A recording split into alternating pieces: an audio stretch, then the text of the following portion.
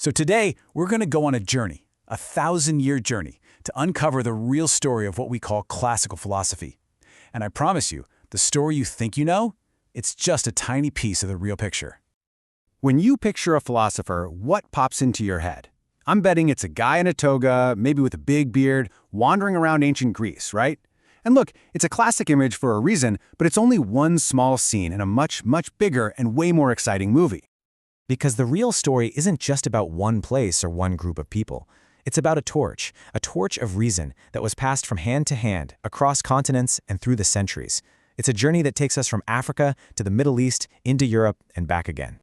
But before we start following that torch, we gotta ask a really important question. How do we even tell a story like this? Because the way you choose to look at the past, well, it changes absolutely everything you see. You see, historians have different tools, different lenses for looking back in time. Some look at the past and judge it by our standards today. Others try to understand it completely on its own terms, inside its own world. For our journey, we're going to do a little of both. We're going to try to understand these ancient ideas as they were, but also see how they connect to us right now. It's really all about building a bridge from their world to ours. All right, you ready? Let's start the journey. In our journey with this torch of reason, it doesn't start in Athens. Not even close.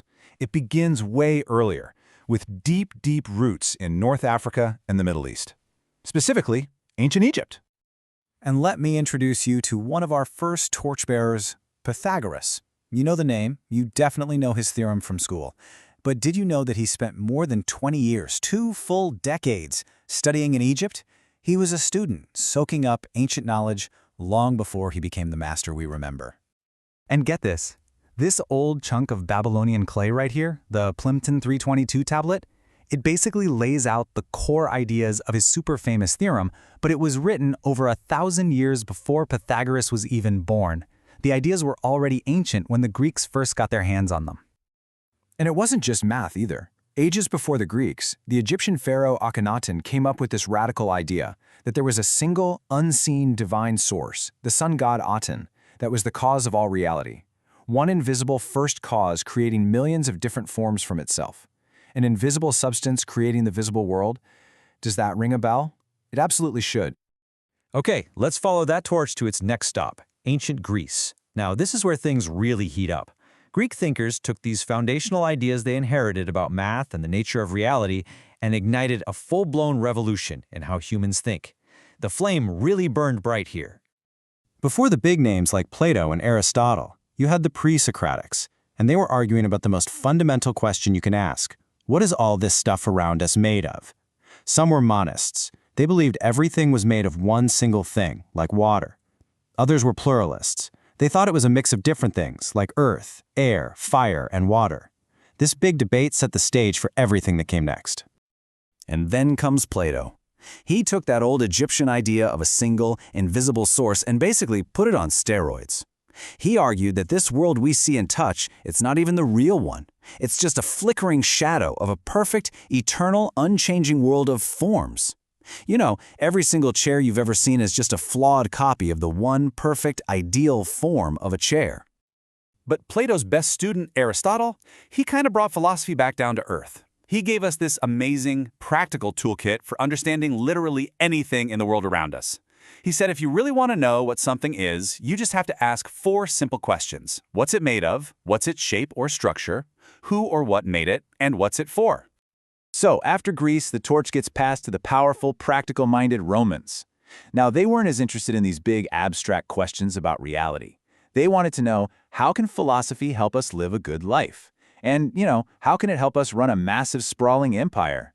Reason became a tool for living well. And nobody, I mean nobody, embodied this idea better than the philosopher emperor himself, Marcus Aurelius. This quote right here is the absolute heart of Stoicism. It's not the stuff that happens to you that causes you pain. It's what you think about that stuff. The only thing you ever truly control is your own mind.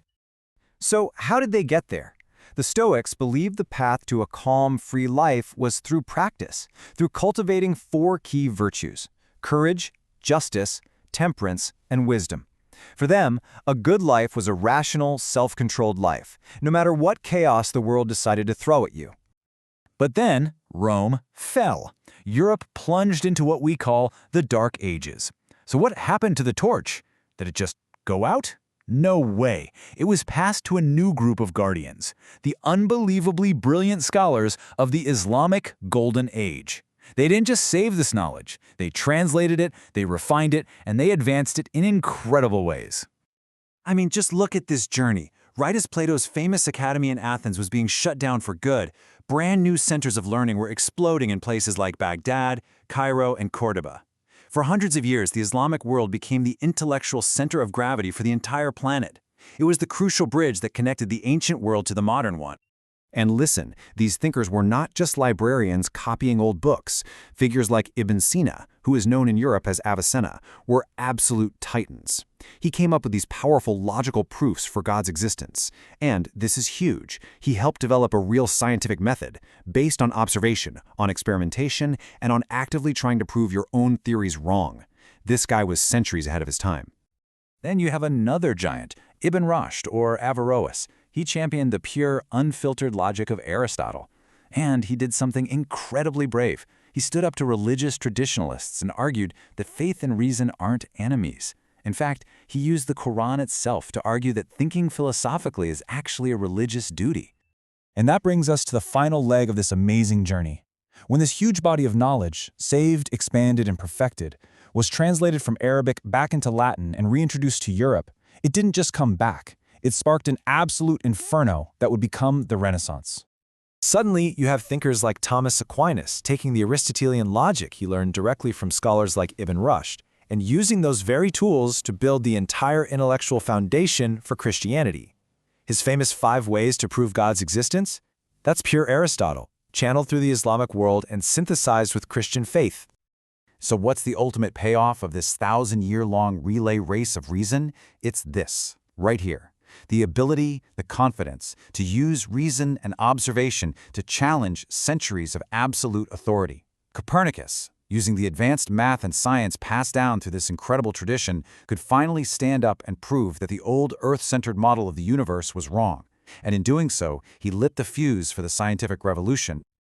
So what does this all mean? What's the big takeaway?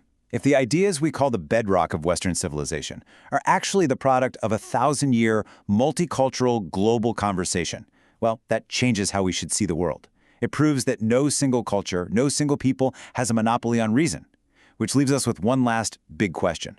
What's the conversation that we need to be having right now?